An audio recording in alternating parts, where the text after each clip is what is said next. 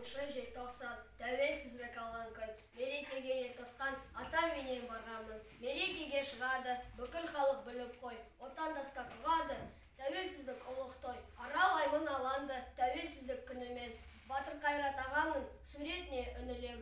16 желтоқсан тәуелсіздік алған күн. Мерекеге ел тосқан шырқатып ән салған күн. Тәуелбіз 33 құтты болсын қазағым, бейбітшілік жөнеткен елім өзім ғажабым. Қазақстаным айбыным, өзіңсің мен ай күнім. 30 жылдығын сыйласын, таусылмасын шаттық байлығым. Құтты болсын тәуелсіздік мерекесі, мықты болсын елімнің керегесі.